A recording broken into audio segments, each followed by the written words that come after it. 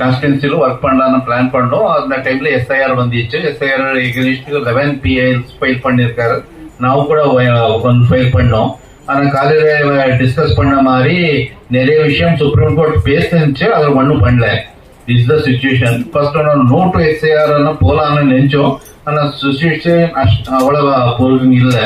ನಾವು ಕ್ಯಾಂಪೇನ್ பண்ணிட்டு இருக்கோம். இப்போ 121 கான்ஸ்டிடன்சில ஒர்க் பண்ணிருக்கோம். ನಾವು எல்லாருக்கும் கால் கொடுத்தது 3 days 3 hours டைம் கொடுங்கன்னு ನಾವು கேட்டுட்டு இருக்கோம் எல்லாருக்கும் கூட. நீங்க அவ்வளவு வந்தா ನಾವು ஃபீல்டே ஒரு 25 பூத்ஸ்ல நிறைய ஒர்க் பண்ணி ನಾವು சேஞ்ச் பண்ணலாம்னு கால் கொடுத்து பண்ணிருக்கோம். இங்கேயும் கூட நான் இந்த மீட்டிங் கூட ஒரு கால் கொடுக்குறேன். நீங்க 3 days பிஹார் கொடுங்க.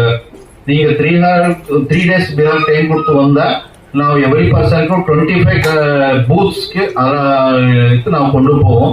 நீங்க போய் பீப்புளுக்கு மெசேஜ் கொடுத்து அவேர் பண்ண நல்லது இருக்கும். இது 1 வருஷம். ரெண்டாவது இப்போ எஸ்ஐஆர் ವ್ಯತಿರಿಕ್ತಂಗ ஒரு பெரிய விஷயம் ஆகணும்னா ನಾವು ஒரே ஐடென்டிட்டி இல்லை. நம்ம நிறைய ஐடென்டிட்டிஸ் இருக்கு. நம்ம தலித்தோ ஆதிவாசி ஃபார்மர் நிறைய ஐடென்டிட்டி இருக்கு. ஆனா எல்லா ஐடென்டிட்டிஸ்க்கு ஒன் ஐடென்டிட்டியில டோட்டல் மொத்தம் நேஷன் ஒன் ஆகி நோட்டு எஸ்ஐஆர் எல்லாம் சொல்ற டைம் வந்து இருக்கு. அது பண்ணலாம் அவர் கேட்டோம். Thank you. Thank you.